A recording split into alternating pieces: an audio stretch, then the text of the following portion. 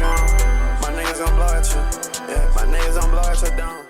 Yo, what is going on, B Plus gang? Now, I'm not gonna lie, I just finished watching the new Trap Lord Ross documentary on Big U and a lot of the Rolling 60s guys. And my final thoughts after, witnessing everything that went on there and that's been going on No Jumper for really the last couple of years is that No Jumper is not only cooked, but this does not look good for Adam. Hot take, I know, but when does anything look good for Adam? Now, literally just a couple of weeks ago now, Adam was putting out a video basically saying that the whole No Jumper platform was at risk. He's out here doing crypto scams and asking his fans for $5 donations so he can keep the lights on in the No Jumper studio warehouse. So shit is just down bad all over.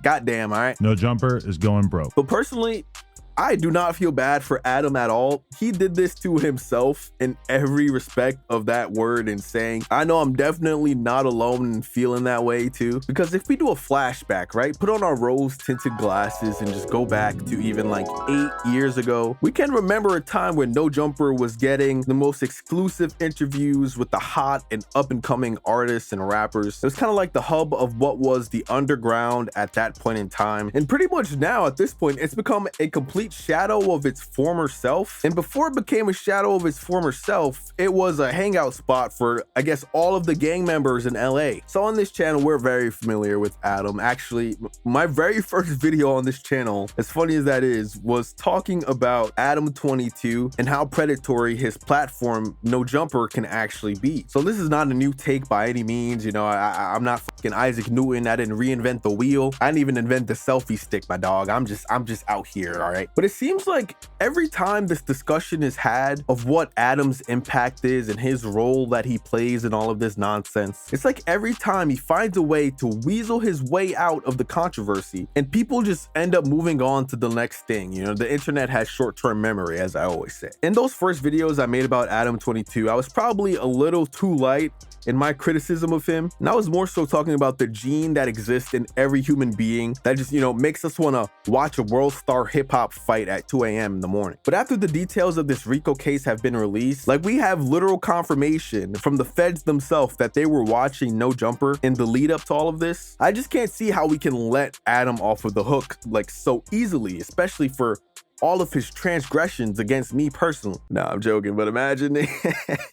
All right, so obviously the No Jumper we once knew from 2016 is long gone. It's been on a very long path to get to the point it is here today. Went from a general hip hop platform to a part-time studio to then being a part-time after-school gang member daycare. Nigga, I don't fucking know, all right? And the whole time, Adam is out here firing his employees and making content out of them, humiliating them for the entire world to see. And somewhere in the mix of all of that, that path to get to where we are today, he had the realization that he doesn't need to reach out to these entitled artists and public figures so he can, try to get a viral moment out of them. Instead, he can just hire people to bring the viral moments to him. Now we're thinking 2000 IQ play.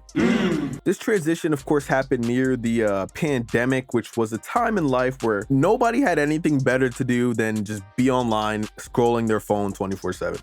I'm not very sure on the timeline, but in the midst of, banging 30 stars and being on a 14-hour coke bender, Adam somehow integrated himself into the LA street culture by constantly having prominent gang members be a staple part of his platform. Bitch, the only reason I ain't come outside one of you niggas, cause I was in front of these white niggas. Dead homies, nigga. Me and the homies would have crashed, nigga. On 6-0, nigga, I don't give a fuck about none of that, nigga. Shout out Devil Donut, nigga, in my real 40s, cuz. These niggas 68ers though, nigga. On 6-0, and this my homeboy, nigga. On the hood. And whatever me and my homeboy gotta go through, nigga, to clear what we gotta clear, nigga, on 6-0, he gonna always be my homeboy, nigga.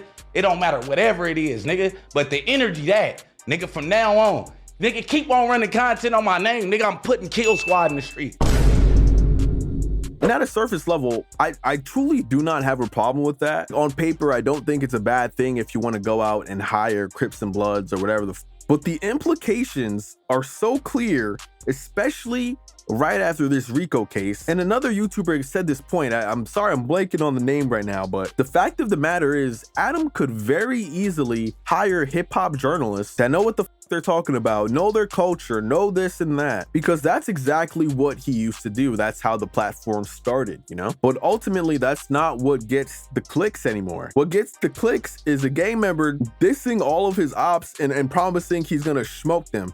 And that's on the dead lokes, fool. Oh, brother, this guy stinks! And for me, that's like my biggest gripe and problem with Adam and his platform, and why he's a truly disgusting, despicable, I don't have any more D words, but just a horrible person, bro. This is probably like the 30th time that this conversation has come up since the No Jumper platform was created. I mean, obviously he's using these gang members for clicks, views, and attention, but the truly despicable part comes in when you realize that he genuinely does not give a flying about the well-being of these people that he brings onto his show and the negative consequences of what bringing these people on his show can bring. And yes, that includes even if these people, God forbid, get killed or go to jail.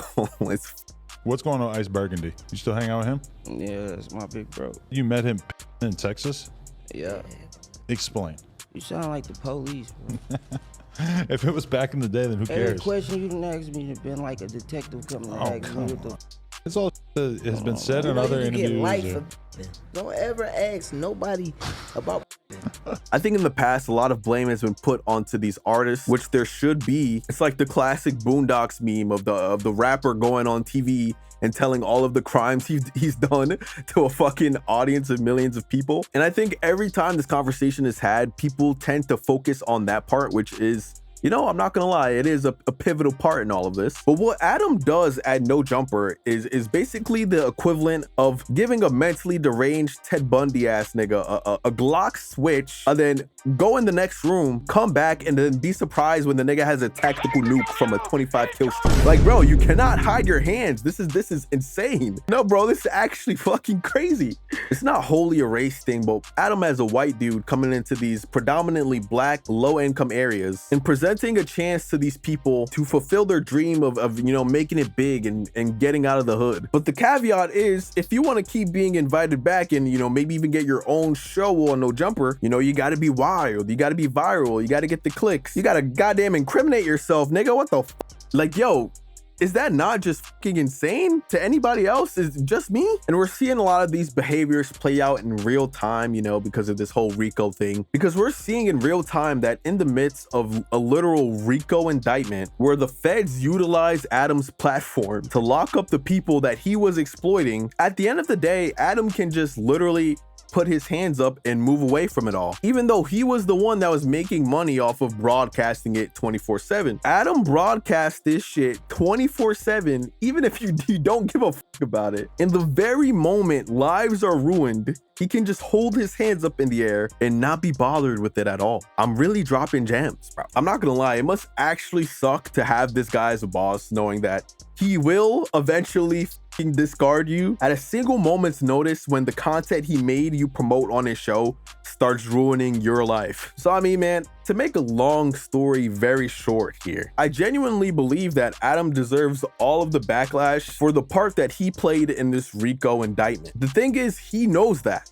He definitely knows that. It's not his first time getting this criticism, but he revels in that fact. And he makes the most out of it content-wise by playing into this most hated cuck porn star gang instigator persona. That's why personally, I never really liked talking about what Adam does and why I haven't made any update videos about him, because this man manufactures controversy like on a weekly basis, it seems like, dude. He is a pure opportunist in the worst sense of the word, and it's very dangerous for the people around him, and I don't know how it's taken people this long to realize that. Literally took niggas getting locked up for them to realize how dangerous this man is with his platform, which is why I'm also looking at any of the people that still surround themselves with this guy a little funny, because it's not like he tries to hide it, you know. It's not like he's a master manipulator just, you know, playing people behind their backs without their knowledge. He's doing this shit directly to people's faces in front of millions of people for the whole entire world to see, and he clearly doesn't care about his employees, the gang members he brings onto his show to incite violence, and the man doesn't even care about the hip hop platform that he created. And he's proved time and time again with, you know, his different business ventures, whether it be the porn, the fucking crypto scam, the gang members, the random low rank gang members he brings on there. Like, bro, it's literally never been about hip hop. At one point, he was covering hip hop because that's what was making him the most money at the time. But as soon as that well started drying up, what did he do? It's always really been about what the next big thing that he can exploit to make some more money from. So yeah, with that, I think I've said my piece for the most part. Let me know what you guys think down below in those comments. Is Adam at fault here, or do you think he's a little more innocent than I said? And if you made it this far into the video, consider leaving a like or even subscribing for more goated B+ content on the channel. And with that being said, I'm gonna have to see you guys on the next video.